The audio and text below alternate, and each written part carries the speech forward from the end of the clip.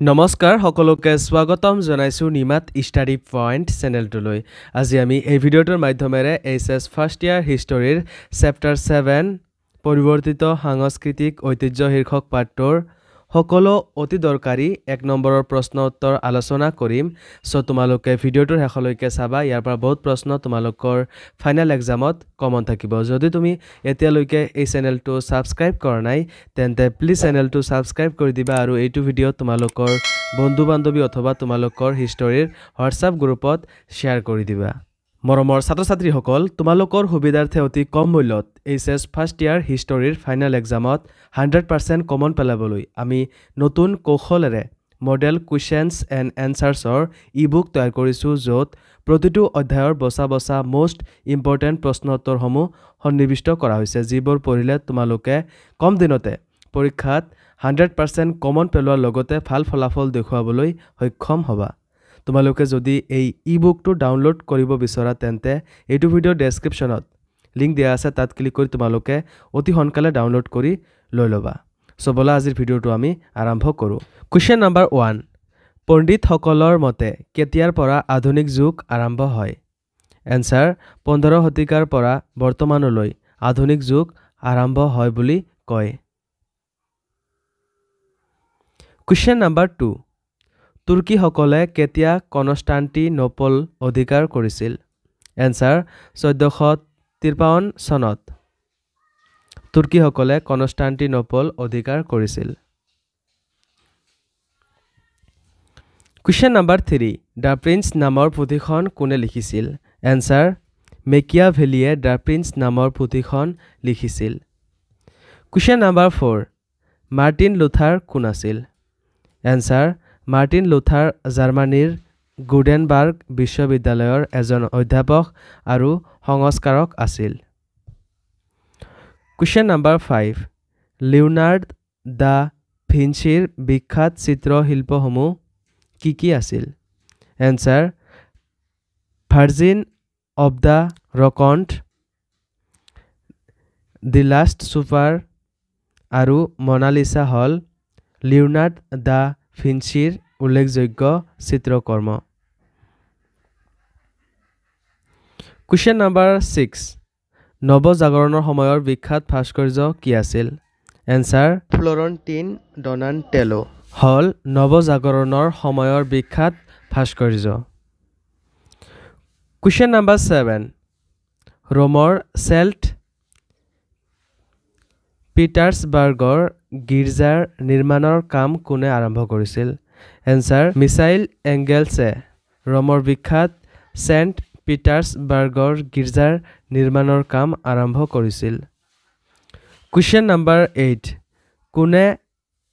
utopia নামৰ বিখ্যাত পুথিখন লিখিছিল এনসাৰ ইমাছমুৰে বিখ্যাত ইউটোপিয়া নামৰ পুথিখন ৰচনা কৰিছিল এই পুথিখনৰ জৰিয়তে তেওঁ 16 শতিকাৰ ইউৰোপৰ প্ৰচলিত সমাজ ব্যৱস্থাৰ বিৰুদ্ধে কঠোৰ সমালোচনা আগবঢ়াইছিল কোৱেশ্চন নম্বৰ 9 কেলভিন কোন আছিল এনসাৰ কেলভিনে ছুইজাৰলেণ্ডত প্ৰটেষ্টাণ্ট আন্দোলন বিয়পোৱাত সহায় কৰিছিল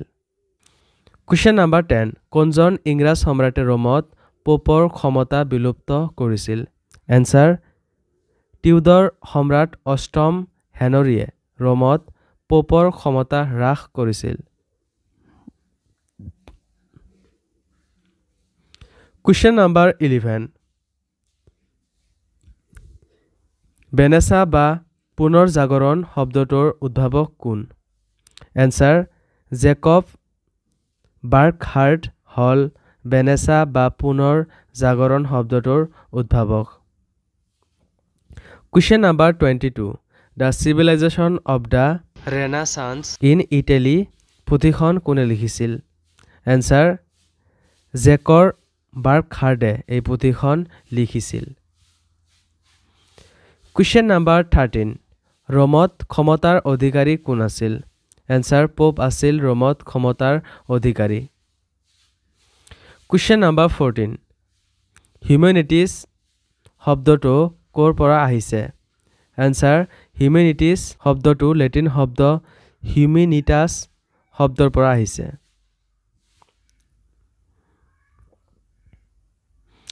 Question number 15 On the Dignity of Man নামৰ পুথিখনৰ ৰচক কোন এনসাৰ গিয়োভানি পিকো ডেলা মিৰাণ্ডোল হল এই পুথিখনৰ ৰচক Question number 16 ডাল্টে এলিঘিয়েৰি কোন আছিল এনসাৰ তেওঁ ধৰ্মীয় বিষয়বস্তুৰ ওপৰত লিখিছিল ফ্লোৰেন্স মহানগৰী গঢ়াৰ ক্ষেত্ৰতো তেওঁৰ বিশেষ ভূমিকা আছিল Question number 17 গিয়ট কোন আছিল এনসাৰ গিয়ট এজন মহান শিল্পী আছিল ফ্লোৰেন্স মহানগৰী গঢ়াৰ ক্ষেত্ৰতে তেওঁ উল্লেখযোগ্য ভূমিকা পালন কৰিছিল Question number 18 বেনেছা মানুহ শব্দটো কাৰ ক্ষেত্ৰত ব্যৱহাৰ কৰা হৈছিল এনসাৰ পণ্ডিত ৰাজনীতিজ্ঞ ঈশ্বৰ তত্ত্ববিদ আৰু নতুন সৃষ্টিৰ শিল্পীসকলৰ ক্ষেত্ৰত বেনেছা মানুহ শব্দটো ব্যৱহাৰ কৰা হৈছিল Question number 19 আধুনিক শব্দটো কেতিয়াৰ পৰা ব্যৱহাৰ কৰা হৈছিল এনসাৰ পঞ্চদশ শতিকাৰ সময়ৰ পৰা আধুনিক শব্দটো ব্যৱহাৰ কৰিবলৈ লোৱা হৈছিল Question number 20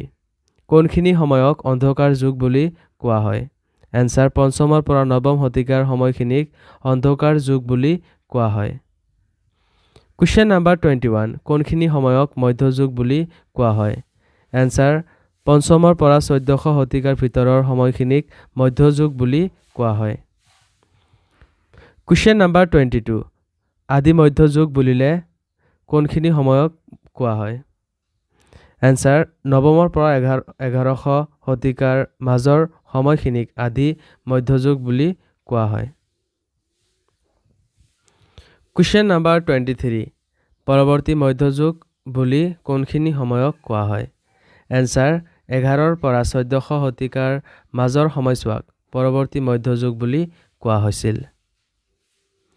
Question number 24 আৰব ভাষাত প্লেটোক কি বুলি কোৱা হৈছিল এনসাৰ আৰব ভাষাত প্লেটোক আলফাতুন বুলি কোৱা হৈছিল Question number 25 আৰব ভাষাত এৰিষ্টটলক কি বুলি কোৱা হৈছিল এনসাৰ আৰব ভাষাত এৰিষ্টটলক আৰিষ্টু বুলি কোৱা হৈছিল Question number 26 চিকিৎসা বিষয়ৰ বিশ্বকোষৰ প্ৰণেতাজন কোন এনসাৰ এলৰাজি হল চিকিৎসা বিষয়ৰ বিশ্বকোষৰ প্ৰণেতা Question number 27 ইবন সিনা কোন আছিল এনসাৰ দাৰ্শনিক আৰু এজন চিকিৎসক আছিল ইবন সিনা Question number 28 আধুনিক যুগৰ দেহতত্ত্ববিদ জন কোন আছিল এনসাৰ অধ্যাপক এড্ৰিয়াছ ভেছেলিয়াছ আছিল আধুনিক যুগৰ দেহতত্ত্ববিদ Question number 29 কোনে ছপাশাল উদ্ভাৱন কৰিছিল এনসাৰ জোহান্স গুটেনবাৰ্গে ছপাশাল উদ্ভাৱন কৰিছিল তেওঁৰ কাৰখানাত বাইবেলখনৰ 150 কপি ছপা কৰি উলিওৱা হৈছিল Question number 30 আন প্লিজাৰ নামৰ পুথিখনৰ লেখক কোন এনসাৰ লৰেঞ্জো ভেলাই আছিল এই পুথিখনৰ লেখক Question number 31 দুজন মানৱতাবাদী ব্যক্তিৰ নাম লিখা এনসাৰ ইংলেণ্ডৰ ছাৰ টমাছ মুৰ আৰু ইৰেছমাছ হল দুজন মানৱতাবাদী ব্যক্তি Question number 32 প্ৰটেষ্টাণ্ট ধৰ্ম বা প্ৰটেষ্টাণ্ট আন্দোলনৰ প্ৰথমজন হোতা কোন এনসাৰ মাৰ্টিন লুথাৰ হল প্ৰটেষ্টাণ্ট ধৰ্ম বা আন্দোলনৰ প্ৰধানজন গুৰিয়াল Question number 33 এজন লুথাৰপন্থীৰ নাম লিখা এনসাৰ উইলিয়াম টিনডেল হল এজন লুথাৰপন্থী ব্যক্তি